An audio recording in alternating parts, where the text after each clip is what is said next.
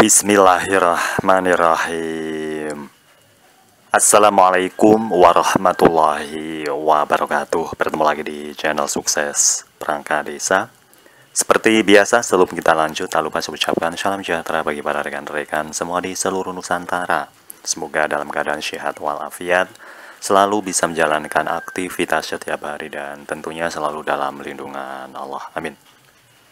Baik, sebelum kita lanjut, mohon support dan dukungannya untuk subscribe, like, komen, dan share-nya. Sebelum dan sudahnya saya ucapkan banyak terima kasih.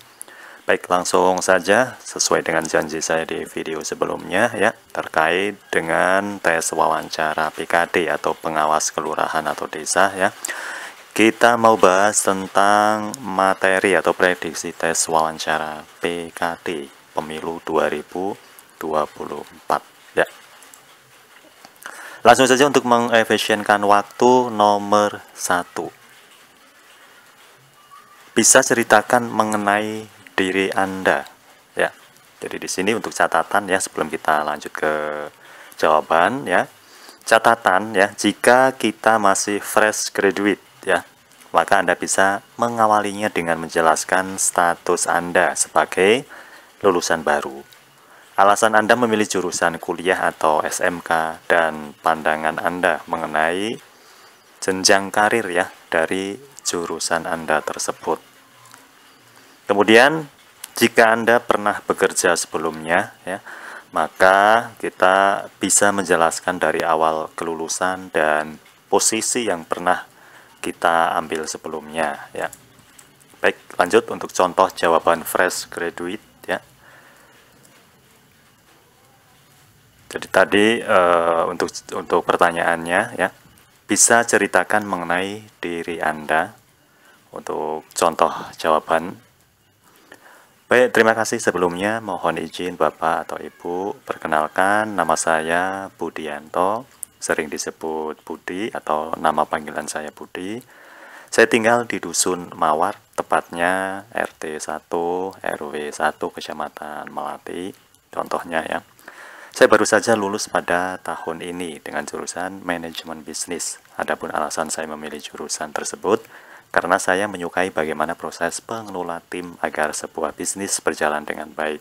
Selain itu, menurut saya memulai karir di dunia bisnis pada saat ini sangat meyakinkan atau bisa jadi sangat menjanjikan ya. Nah, di sini untuk contoh jawaban pernah bekerja ya. Baik, terima kasih sebelumnya. Mohon izin Bapak atau Ibu, perkenalkan nama saya Budianto, sering disebut Budi. Saya tinggal di Dusun Mawar RT 1 RW 1 Kecamatan Melati. Selama 2 tahun saya telah melakukan berbagai macam jenis pekerjaan, mulai dari mengelola marketing hingga mengembangkan produk UMKM sendiri. Dari perusahaan sebelumnya, saya telah berhasil mendapatkan penghargaan atas keberhasilan strategi pemasaran yang saya kembangkan. Selain itu, saya juga mengadakan pelatihan terkait kemampuan manajemen saya. Nah, ini contoh jika kita pernah bekerja ya. Teman-teman bisa kembangin sendiri ya, tergantung dari jurusan teman-teman atau teman-teman sudah pernah bekerja di bidang apa. Baik, nomor 2. Apa motivasi Anda menjadi anggota Panwaslu Kelurahan atau Desa pada Pemilu 2024? Untuk jawabannya, motivasi mengikuti ini adalah untuk ikut serta sebagai pelaksana dan membantu mensukseskan jalannya Pemilu 2024 dan membantu menjamin bahwa pemilihan umum akan berlangsung umum, bebas, rahasia, jujur, dan adil. Jadi untuk poin 2 ya, poin nomor 2 ini untuk jawabannya sama di baik di PPK atau di PPS atau nanti bisa jadi di KPPS ya teman-teman ya, jika ada wawancara seperti ini. Tinggal nanti fokus ke anggota apa yang kita pilih ya.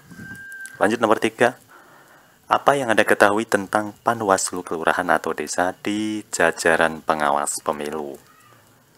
Untuk jawabannya, panitia pengawas pemilu kelurahan atau desa yang selanjutnya disebut Panwaslu Kelurahan atau Desa atau sering kita sebut PKD adalah petugas yang dibentuk untuk mengawasi penyelenggaraan pemilu di tingkat kelurahan atau desa atau sebutan lain.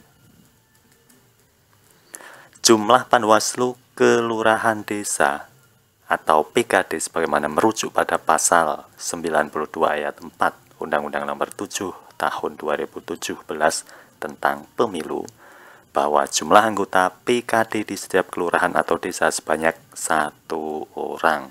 Ya. Lanjut nomor 4. Coba jelaskan apa saja kewenangan Panwaslu Kelurahan atau desa.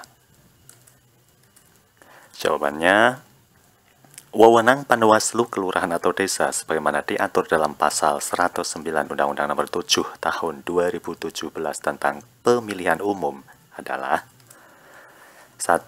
Menerima dan menyampaikan laporan mengenai dugaan pelanggaran terhadap pelaksanaan peraturan perundangan yang mengatur mengenai pemilu kepada Panwaslu Kecamatan. 2. Membantu meminta bahan keterangan yang dibutuhkan kepada pihak terkait dalam rangka pencegahan dan penindakan pelanggaran pemilu. Dan yang ketiga, melaksanakan wewenang lain sesuai dengan ketentuan peraturan perundang-undangan. Lanjut nomor 5. Coba jelaskan apa saja tugas Panwaslu Kelurahan atau Desa. Jawabannya sesuai pasal 108, kalau tadi 109 ya, Undang-Undang Nomor 7 Tahun 2017 tentang Pemilihan Umum.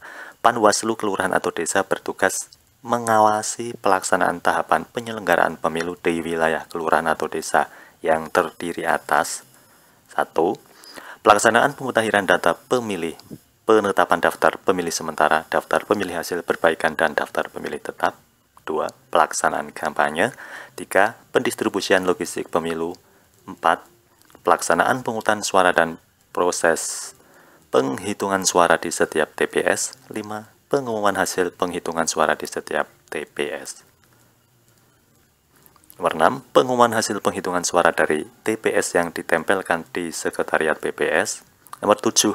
Pergerakan surat suara, berita acara penghitungan suara, dan sertifikat hasil penghitungan suara dari TPS sampai ke PPK. Nomor 8. Pergerakan surat tabulasi penghitungan suara dari tingkat TPS dan PPK. Dan nomor terakhir yaitu pelaksanaan penghitungan dan pemungutan suara ulang. Lanjut nomor 6, coba jelaskan kewajiban Panwaslu Kelurahan atau Desa. Ya, ada wewenang, ada tugas, ada kewajiban. Ya.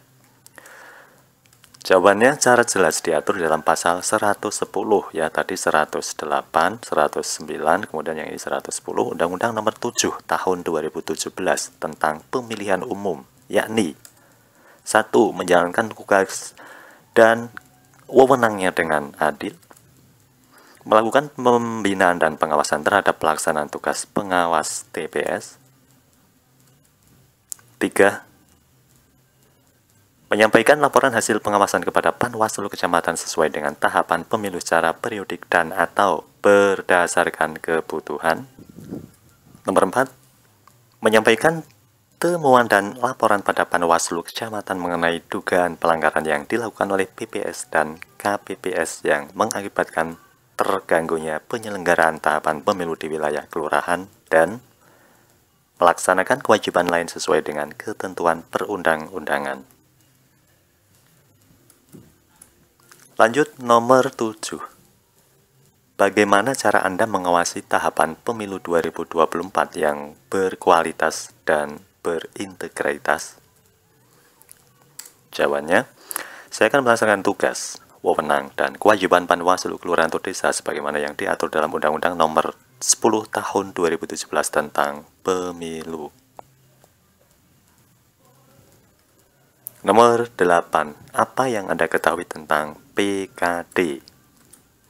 Jawabannya, PKD adalah singkatan dari Panwaslu Kelurahan atau Desa yang bertugas mengawasi tahapan pemilu di wilayah kelurahan atau desa. Nomor 9. Jika Anda menjadi Panwaslu Kelurahan atau Desa, kemudian ada kerabat atau keluarga Anda yang meminta bantuan Anda untuk membantu calon peserta pemilu atau tim sukses dalam rangka mengajak masyarakat agar dapat memilih calon tertentu, apa yang akan Anda lakukan? Ini contoh ya.